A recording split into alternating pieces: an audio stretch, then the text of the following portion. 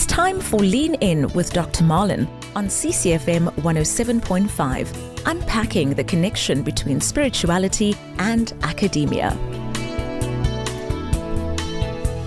Yes, good evening, family. My name is Phineas Wahasabatsane. Welcome to Leaning In with Dr. Marlon. If you don't know, it's just two gentlemen just talking about two worlds of Dr. Marlon, speaking about spirituality and academia. I know we have probably some new listeners who have joined us, and we really encourage and recommend that you kind of send us some WhatsApp messages if you would like to engage with us on today or this evening's topic on creativity or on innovation. It's going to be a very interesting one. Dr. Marlon. Evening, Phineas. How are you, sir? Hey, I'm doing great, man. On top of the world. On top of the world? After another weekend, eh?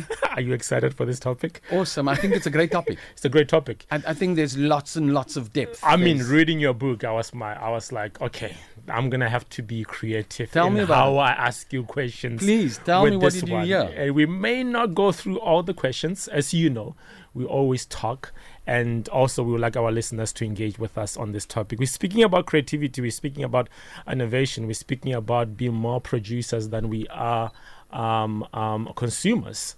And, you know, I think you do have the WhatsApp line that you like people to engage us with. WhatsApp number. Please engage with us. 061 798 1075. I say it again, 061 798 1075. Yes, we would like to hear a little bit of your views. If you have any comment, if you have any questions for Dr. Marlon, please feel free to do that. We would like to know how, what you're thinking about the topic that we're talking about this evening.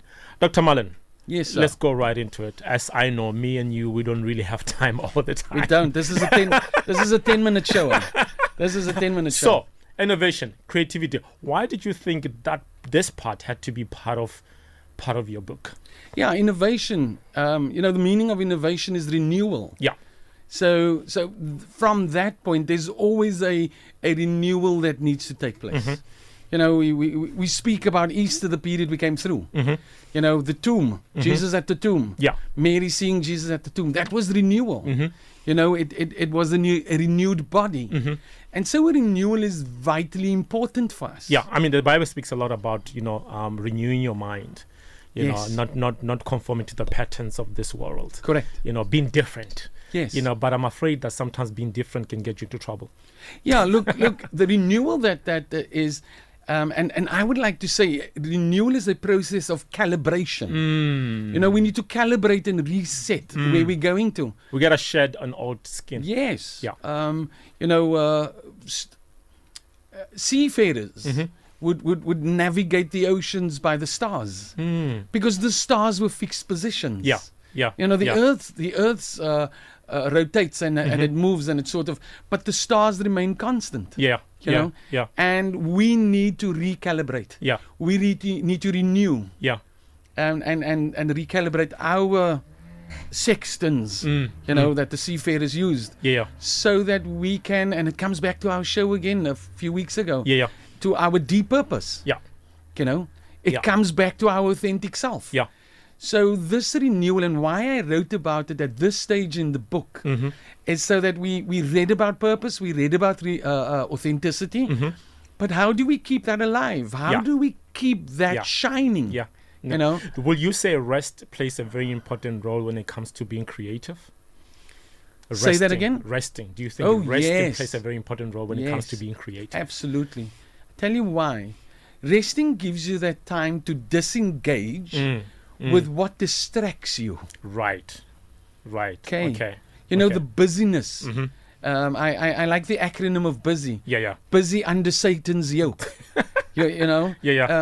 You've noticed that you've been busy, but you've produced nothing. I mean, somebody said, when you are distracted, the devil does not have to kill you; he will just exhaust you. Absolutely, he'll keep you busy, man.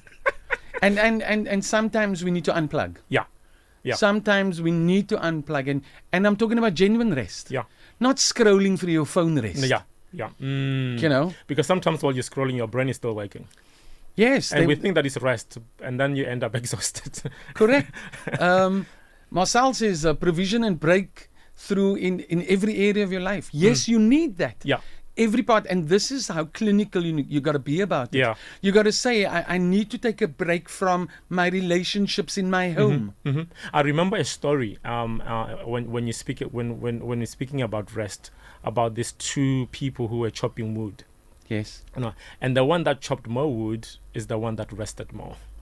The other one who kept on chopping wood ended up actually giving up because the axe ran out of sharpness. Ew. And then he blamed the axe. But the problem was not the axe. It was him. I remember doing woodwork somewhere at school. Yeah. And there was this ad. Yeah. And for those in the know, they would know these Stanley woodworking tools. They were like the professionals use them. Yeah. And then it says, great craftsmen blame their tools. You know? But the problem is not the tool. But the problem is not the tool. The problem is when Marlon doesn't unplug. So I went through an interesting thing over the weekend where I retired from active ministry in the church. And why the retirement is I needed to unplug. Yeah.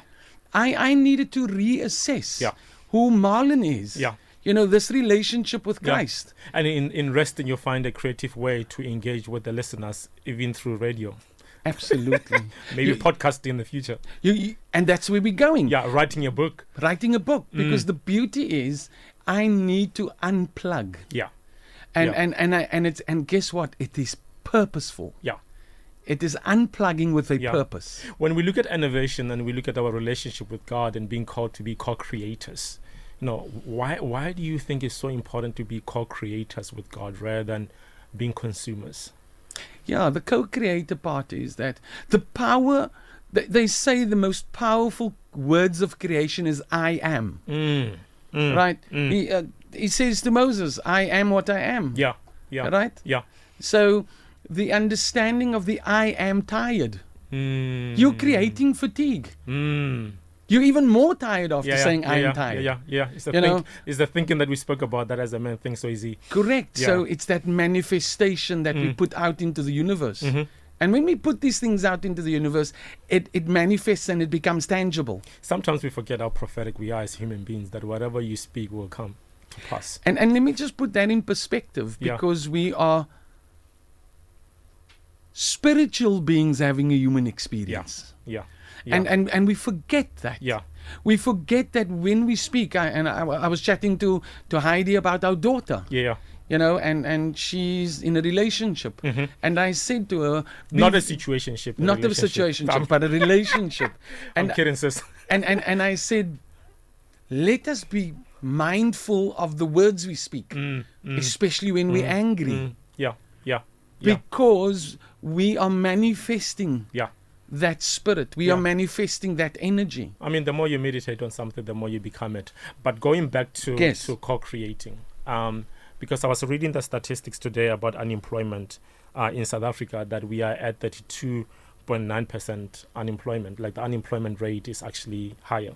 Do you think that has to do with producing more employees rather than employers? Yes. And going into our education system as well, in terms of not being innovative, in terms of creating more leaders and not followers? Well, look, I think our education system is misaligned to the ecosystem that is currently out there. So that, and also going with the times as absolutely. So this misalignment, we are still producing graduates, and we are still producing matriculants that are geared for a particular ecosystem, but not the one we currently find ourselves in. I look at particularly a study that I'm writing up to be published this year in the next few months, is that when we look at the skill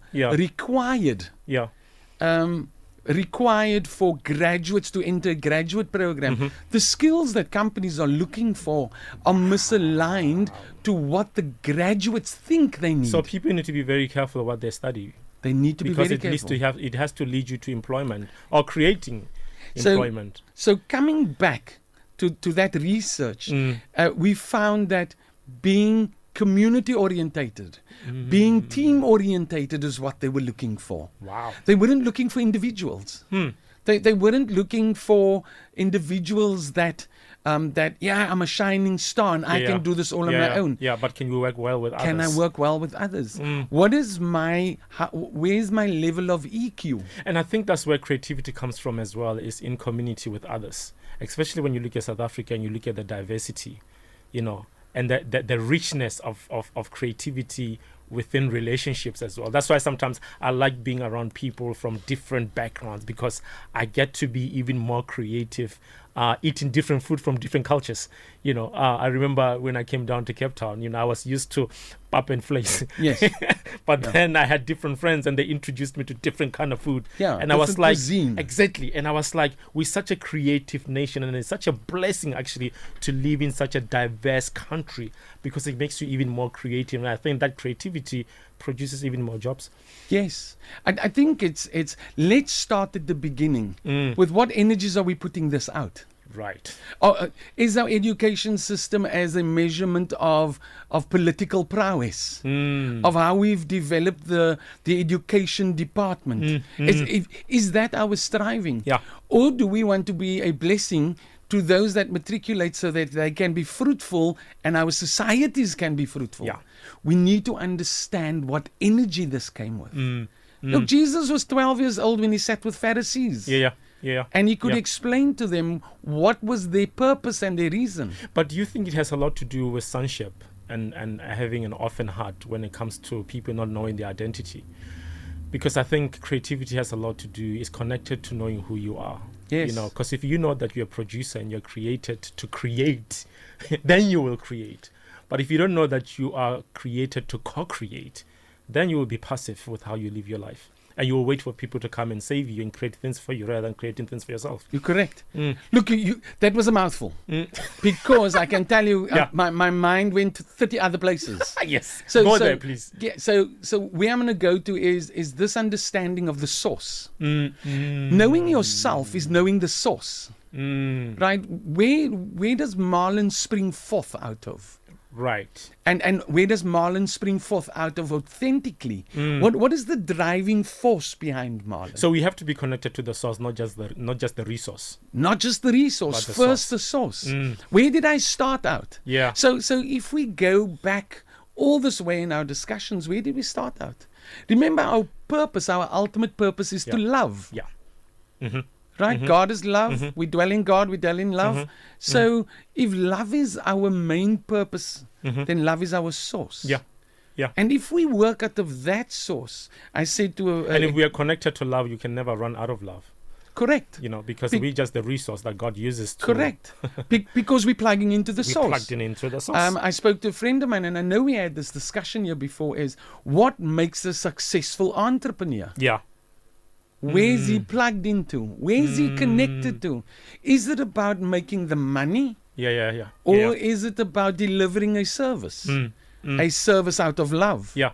We spoke a little bit about trauma and how that can block creativity. Can we speak a little bit about that? Because sometimes, as a young person, you're being creative, you're doing things out of the norm, out of the bubble, and then somebody calls you out. No, you don't do that. You should be doing it like this. But you're like, in order for me to be creative, I need to break things, boundaries. I can't conform. But sometimes we think creativity has to be, within a box. But creativity is outside of the box a lot of times. So how can we teach kids to be creative without I like the fact that you use about the box, because guess what? Yeah. We have boxes to wrap things in. We have boxes to confine things. Yeah. We have boxes so that they could be moved easier. Or we want to store them. Right. How do you store something that is formless? Are we created to be... How do you store something that is formless? You can't. Because creativity is formless. We can access creativity from so many levels. So creativity can't be controlled. It can't be controlled. It cannot be, because creativity is life. It's adaptability to the environment. Yeah. So when we look at this, when we think about this idea that you mentioned earlier on trauma, and you said creativity. Yeah. One of my favorite artists, and I told you this, is Karen Carpenter. I mean, all her songs. Yeah. I know somebody said that about Adele as well at one stage. Yeah. If there's no trauma, she doesn't produce good music. So some people have to be traumatized Some in order to people produce good music. because- I mean, some people go viral Yes, because of trauma. and it takes them to Not that everybody has to be traumatized in order to go viral. We don't need so to. please don't do that. But here's the thing. Don't go and look for a testimony. No, because trauma in their case takes them there. Yeah. Where peace and happiness could take me to my place. Yeah. You But it's know? a form of expression, right? It's a form They of use that as a expression. form of therapy. Yes. Right. It's okay. it's a form of, because this is the cool part about creativity. It's authentic. Yeah. Mm. It cannot be controlled. Yeah. It cannot be contained. It cannot be copied and pasted. It can't. it is so individual that it speaks to your own fingerprint. Wow. That's So how in order to be individual- creative, authenticity is required. You can't be creative if you're not true to who you are. Absolutely. And you'll find that you have those that find themselves in a particular space. Yeah. And Yeah. they find themselves to be creative. Yeah. Yeah. And here's the thing. The biggest issue that could jump up out at you for creative is that we allow others to determine whether we're creative or not. Didn't the world create a what do they call it? Like almost like a formula of how everybody should behave. And you're supposed to behave accordingly. Yes. And you shouldn't go beyond that. How do we break that culture that we shouldn't just because there's no formula to creativity. I think I want to answer this question by talking about the power of words. Right. The I am or the you are. Now, I'm not saying that I would have been a Van Gogh. Yeah. I don't say I would have been Picasso. Yeah. But I remember I was told to draw Yeah. at school. Yeah. We grade 1. Yeah. And now we get these big pieces of paper and these fat pieces of crayon, and Yeah. we get to draw our family at the beach. And you have to draw. Did you have to draw within the lines? Well, they told me that I could draw on this entire page. Okay. And now I started drawing, and the teacher came around and said, that's nice. But why is it so thin? And why is it this? And why is it that? That one session of drawing Wow. convinced 6-year-old Marlon that he's not creative and he's not autistic. Wow. And then there's a line that you shouldn't cross. Correct. Because it's fertile soil. Because it's such a young person. Remember those drawing books with already drawings, and you have to color them. Sometimes I like them, sometimes I don't. I'll rather have a blank page where I can imagine. I mean, God, I think God gave us, this mind for a reason, to imagine. Yeah. But sometimes lines and drawings of coloring, you have to color within the lines. I'm like, but I want to color outside of the lines. Those kids when they're coloring on their coloring books, and then you see the colors is outside of the, and then Yes. those kids get punished for that. Yes. But what if they see something outside of the lines? Because they're not conforming. But kids like that are regarded as rebellious. You Yes. have to conform. Because guess what? Conforming destroys creation, creativity. I need and guess what? In our societies, how many times do we get knocked down because we don't conform? Yeah, true. We don't think the same. We Yeah. don't speak the same. Yeah. Yeah. We don't act the same. Yeah. Yeah. And how misrepresentative is that misrepresented is that Yeah. in a community of diversity? Yeah. Yeah. Because in a community Yeah. of diversity, there's no template. Yeah. Yeah, because the reality is Phineas is a black young man from Limpopo. But in the way he operates like a global human being. Yes. He's not, yes, he has a culture, but he does not live within his culture. His culture is not his limitation Correct. of creativity, because he's attached to other human beings from, like South Africa, we speak about a rainbow nation. Yes. So I can't represent myself wherever I go. If you go to another country, you don't represent Phineas, you represent South Africa. I must tell you this funny thing about Heidi and I were out in Spain just before COVID. Yeah. And we were standing at a pedestrian crossing, and the lights were red Yeah. for the pedestrians. Yeah. And there were no cars coming on. Yes. And we walked across. And halfway through Yeah. the crossing, we realized there's nobody following us. And I turned around and I said, can we walk back? And I shouted, I'm sorry, I'm South African. We normally do this. And everybody just packed out laughing. Yeah, a stop sign is a suggestion. Yeah, it's You know, a suggestion. It's not a slow down and stop. And guess what? We can be creative, but within those ethical boundaries that we spoke Ethical about. boundaries. Yes. Which we spoke about ethics last week. Because Yeah. we can express. Yeah, because your ways may be right, but it may be wrong to other cultures. You know, and that's why we have to be mindful, you know, in our creativity, I guess, so that we don't step on toes. But for me, you know, speak about freedom of speech, Yes. you know, freedom of creativity. Yeah. What is the line? Is there a line? when There's it comes to definitely a creativity? line. Okay. And Is there a line when it's harmful? and that is where our ethical behavior kicks in. Yeah. Is to know that it's not just about harmful. Yeah. I think that we need to fine-tune the harmful Right. into respect and disrespect. Ah, okay. Because Yeah. that would be the Yeah. level at Yeah. which I need to peg. Yeah. Does it honor me and does it honor other people's humanity? Okay. And that's what it's about. Yeah. Because our interpretation of harmful Yeah. is, you know. it may be different to somebody else. Yeah, somebody came Yeah. laying unconscious because Yeah. of a joke I made. And I go, but that wasn't harmful. Yeah, but it was harmful for them. So I have was to be, harmful I for still them. have to be mindful. So before I with get it. active in my behavior, let me think about, let my intention be an Yeah. intention of respect.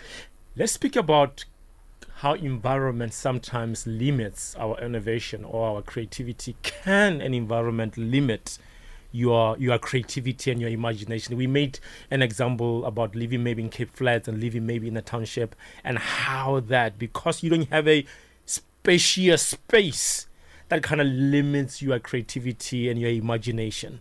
And you said environment does not really shape who you are. It is the person that shapes the environment. Can you speak a little bit about that? About environment. Yeah. The environment element or is quite interesting. Yeah. Because the same environment could impact two individuals differently. Okay. Yeah.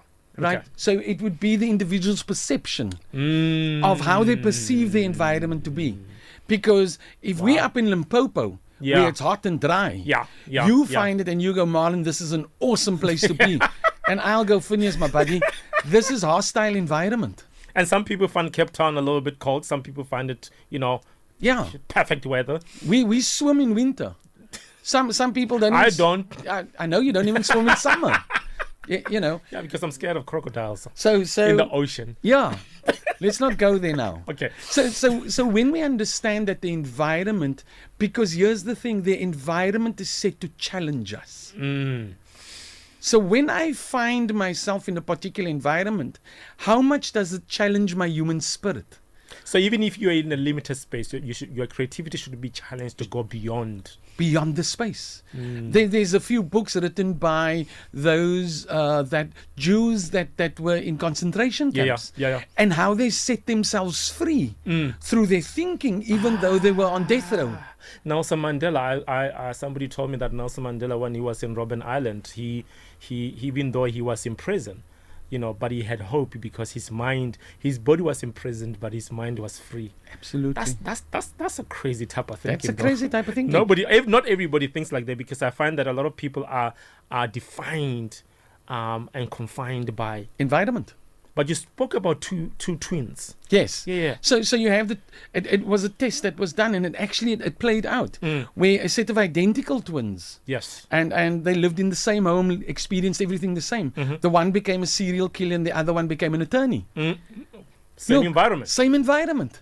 What was it was about the perception of how each one perceived that environment. Wow. So here Marlon is, and I need to just put this in there. Yeah. That if Jesus says, I'm the truth, the way, and the life.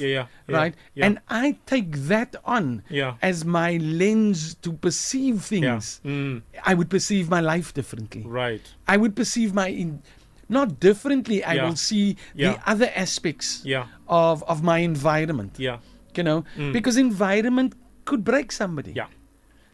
But some environments make people, some environments break people. And I've heard it's a difference of mindset, I guess. Absolutely. But where do we get that mindset? And that mindset is what, many people say it's got to do with will. It's got to do with courage. It's got to do with that inner strength. Yeah. And I've been at that stage where my inner strength, Yeah. my fuel tank was, look, the light was on. Yeah. It was on E. Yeah. You know, if anybody could have spoken at that time, it says that my courage was that of low. Yeah. My inner strength was that low that I just wanted to lay in a fetal position, in a warm shower, and not get up. So we need, what is the other for? And again, we come back to the source. Yeah. And then I had to ask myself the question, am I plugging myself back into the source? Yeah. I mean, I've seen people who live in townships or maybe live in cave flats turning they are, confined or prison per se into a beautiful space, But for me, it's like, how do you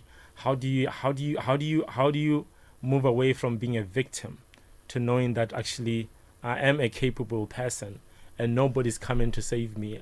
I need to learn to I need to use my creativity. I mean, we spoke about how sometimes the education system can empty people, and take the creativity away. But I'm more interested in, the identity part of I mean, if you know whose you are. Yes. You know what I'm saying? If you know that God created, I mean, sometimes when you live in Cape Town, you look at the mountains, you look at the ocean, you look at the sunset, and you're like, how can I believe in such a creative God and not be creative? Yeah. That means there's a disconnect. Yes. Look, there's, I'm just looking at a message from Declutter Lady, and she speaks about more or less the same, and I want to answer both of the questions. Yeah. Because there is, just before our elections, they said there's a third force. Yes. Right? That want to disrupt. Now that force we know as the enemy. Yeah. So the enemy whispers in your ear. Because we don't quite have this understanding of how to come before our Redeemer. We don't quite know. We've always been told that when you come before your Redeemer, you've got to be on your knees, you've got to be humble, you've got to come before Him. Just say, I don't know. I think we should read what she this is you powerful. Want to go ahead? You wanna read it? Right. So good evening, Anonymous. She's anonymous. Yeah. I've always wanted to be a medical doctor. I always loved science. The trauma I received as a child changed me to the point that I stopped caring about myself. I am by nature a very creative person. However, as a young woman, I allowed the enemy to dictate my life. Enemy, I mean wrong friends and even family members telling me what I could and could not do. By this, I mean when I wanted to study a BSc at the age of 23, I was told that it's too difficult and I was made to feel that I couldn't do. Not me, because I believed the enemy. I didn't study because I was fearful. Today I still have that fear, but it's funny, the urge to study is still there after 20 years. I mean, you spoke about the power of words. The power of words. Sometimes we can create people, we can destroy people's creativity by telling them that, hey, then do that. And here's the beauty of it. There's two things that stand out for me. Yeah. And the one thing I'm going to start off with and say that after 20 years, the urge is still there. The spark, the fire is so still the calling is still relevant. The calling is still relevant after 20 years. Yeah. And the two things that play out after 20 years is that have I deafened myself to the enemy? And how the enemy poses itself. Yeah. Because the enemy can come through my family. Enemy can come through my wife, through my kids. I think there's a sense of freedom there that came with the truth. Absolutely. And the beauty of it is that after 20 years, the one has dialed down in volume. Yeah. But the other one, the calling to go and study, has still remained as loud as what it was 20 years ago. Yeah. And that's the beauty of purpose. The beauty of purpose is that it doesn't lose its volume. It doesn't lose its urgency. I love this show because now you have encouraged her to even look into, into studying. I think that's the whole point, of helping people find their identity, find their sense of purpose, and knowing that they can. Yes. Because God has, if there's anything that I really believe in, is that God has called us to be authentic. God has called us to be true to who we are. And the minute you are true to who you are, it's very easy to to flow.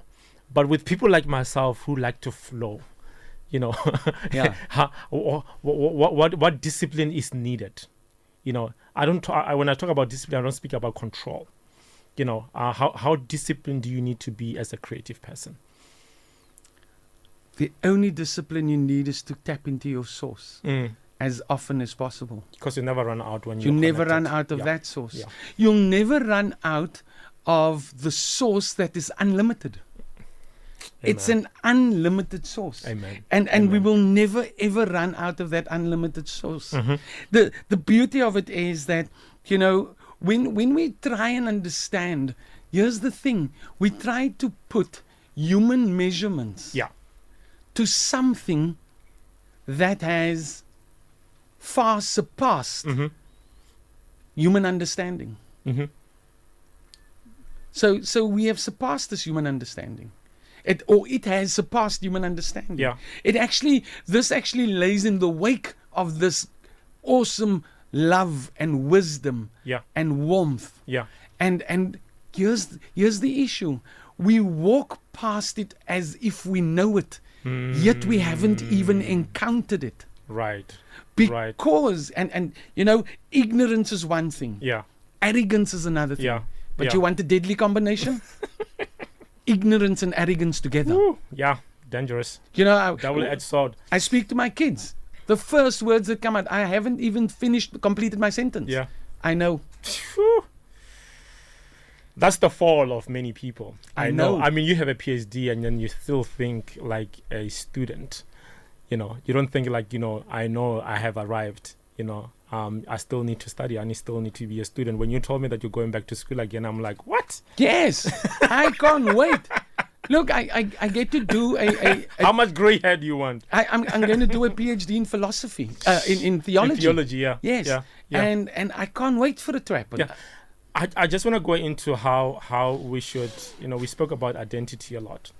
And one of the things that I'm very interested in is not defining yourself too early to the point that you become limited. Like sometimes people will put me into a box and say, Phineas, you are this. And I'm like, but I'm more than that. So I don't want to be limited in being a human being, because I feel like human beings can do a lot. But sometimes we allow titles to define us, and once we get defined, we become confined, and then we become robots, and we don't become more creative. Here's a good way to look at that. Yeah. Look at definition as a photograph that is only a snapshot in time. Wow. Because my photograph of when I was 21 or when I graduated, that photograph only represented what I was at the time. Would you say we are artists as human beings? Yes, all the time. We create all the time. That's true. We create. But let me just finish this thought quickly. Yeah.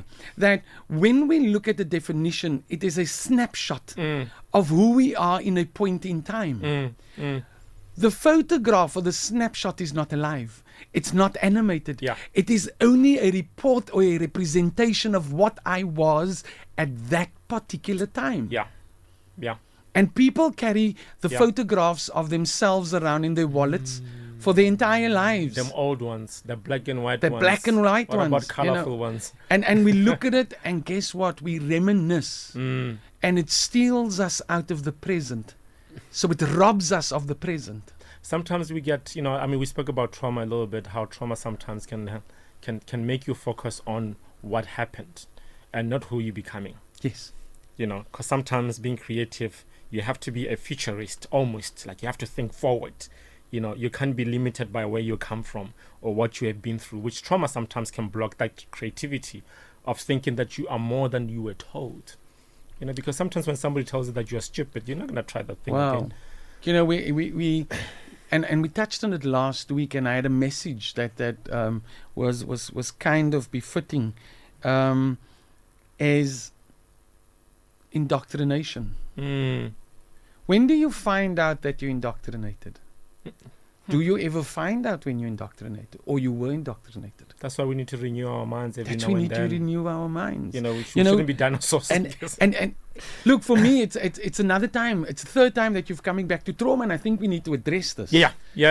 So let. I mean, that's kind of like my field, and Yeah. I've seen how that has kept people stuck and paralyzed in their creativity.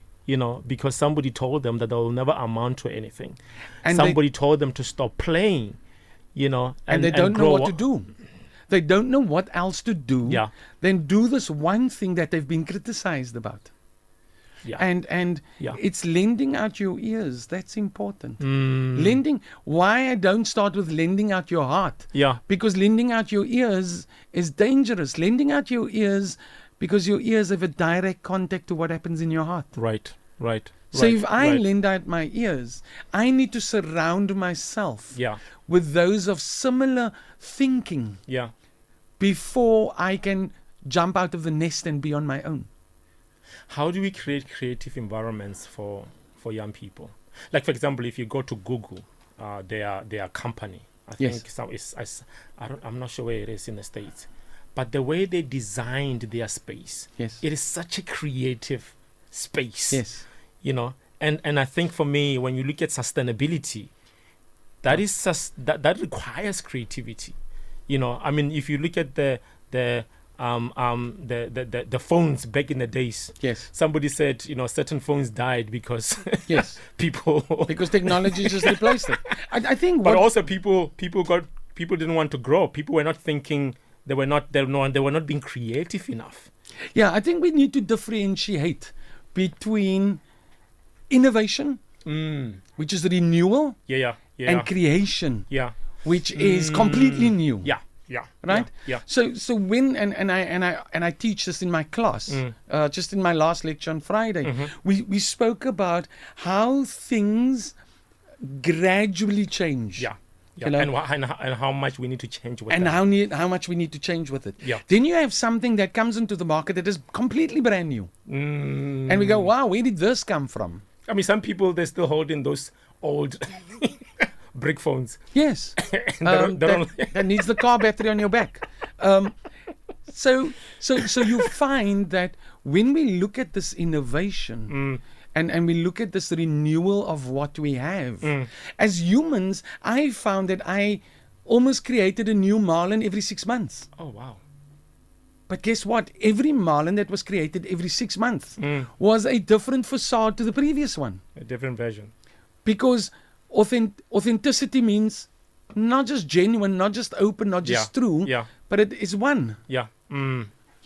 There's this one that we come back to all the time. How do we, in the world of technology, how do we continue to evolve and not lose ourselves? Because sometimes I think development can be at our own cost.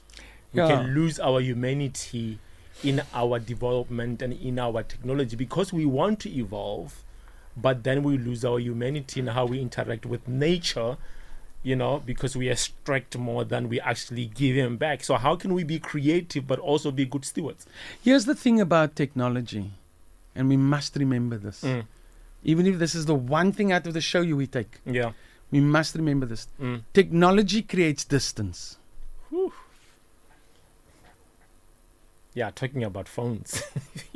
Technology creates distance. You eating and scrolling at the same time, and if somebody asks you how does that taste like, you don't even remember because you were so much on your phone that you can't even taste it. Let's go way before the phone. Remember with TV, the TV went off when we had supper. It was not allowed in our house. Nobody would watch TV. Somebody got offended at me when I told them that sometimes I appreciate load shedding. Yes. Because load shedding sometimes makes me stop. It frees and me. Be present and freezes me. And I was like, maybe this is a blessing for a few hours. I know for business people were like, no, for load shedding, we don't want that. I understand it. But I think sometimes we need to pause and remember that we are human beings, not human doings. But oftentimes we forget that. And think about the beginning of our show. Yeah. We said you need to unplug. Yeah. Right? Yeah. So when we look at technology and where it becomes problematic is when I use technology to replace the human touch. I replace technology because I can see Phineas on a WhatsApp call. and I can say hi to Phineas. And the connection is different. It's not the same. It's not the same. in person. I see you, you alive, you well, and you all that. Yeah, But I don't experience sitting next to you and the vibe that you give off. I mean, mental health went off the roof during COVID-19 because of the disconnection. Because I think sometimes we forget that human beings are created for connection, not for isolation. Yes. And you could see by the change of our minds, and how many people struggled with depression because by nature, I mean, somebody said we are created from relationships, for relationships. Yes. God the Father and the Holy Spirit. It's a relationship. In unity, in Trinity, but for relationships. So to try as human beings to live in isolation is kind of dangerous. To be disconnected by technology is very dangerous. But how do we balance that? So just before I answer that, so about 7 or 8 years ago, there was an article, a scientific article that was released, and it spoke about we are the most connected generation, yet the most distant generation. Wow. But we're the most connected. Because our understanding of connection has changed. We think our connection now happens through fiber. We think our connection happens via a medium. But actual connection takes place with touch. I mean, sometimes even some people they are for AI, but they're not for AI because they feel like all this technological stuff that are great, they're going to disconnect us from actually being human with one another. Because once we can dehumanize one another, that's where a lot of the problems come. That's where a lot of problems come in. So as much as we love technology, we still need to find our humanity in terms of how we interact with nature and with one another. I love how Facebook, and I'm sorry to use the brand, but the social media keyboard warriors, how they're cyberbullying and they're taking each other on. And a friend of mine said, let's do it the good old-fashioned way. Let's go to the street. And I go, no, that's not even the way to do it, dude. What I found a lot of times with the people that I sometimes debate with online is that, we will argue, online, but then we'll go for coffee. And the conversation is completely different. Because the facade that they're behind the technology no longer exists. Because then we see our humanity and we're like, I can feel, I can touch, I can smell things. It's a human being. I'm not speaking with a robot here. Correct. So in the way we interact with one another becomes a little bit different, which I so agree with you that as much as we want to innovate and develop and be creative, we shouldn't forget we need to keep our identity in all of this. We got to keep our humanness in all of this. And it is lost. It is lost in our kids. I see parents are using presents, gifts, to replace their presents. I mean, sometimes, to be honest with you, we use. Did you hear that, Phineas? Yeah, I know. I did. I did hear that. Where they give presents, gifts to replace their presents, and then that's where our children end up being in love with our hands. Yes, and not with us. Because they only love us with the condition that we can give them something, but can they love us without anything? So we're training them without even realizing to look after us eventually. So guess what? If they throw me on the ash heap, this is what I've been teaching them. I mean, right now, I have friends all the time. I remember one of my friends took an iPad away from his from his daughter, because he realized that he's not really raising his child. YouTube is raising his child. And it was like, there's a disconnection here. I need to build a relationship with my child and go outside and play with mud. Yes. Rather than actually parenting them with technology. Well, back in the day, my then 2-year-old son, I had to explain to people why he had an accent. He had a Japanese accent because of the cartoons he was watching. So he would interact with Cartoon Network more than what you would interact with maybe he us. wants to move to China one Maybe day. he wants to go there. You never know. You maybe think you're making mistakes, and the next minute your child says, I want to go to China. He saw the gap. Yeah. So when I think looking at time, let's close it. Okay. Let's close it. Innovation, creativity. I wish we had enough time. How do we? How does one? How? If you're a creative person, how can you stay creative? How do we stay innovative? How do we get to a place where We are, like I said from the beginning, we are co-creators. We are creating with God, and we are not orphans and waiting for somebody to just give us stuff, knowing that God gave us hands and He gave us feet. He gave us the mouth to create. Finish, you got to slow down because now I just had 20 answers already. I know, I'm sorry. Finish, you got to slow down with me. Okay, answer one of those. Okay, I'll answer one and then I'll answer the other. Next week.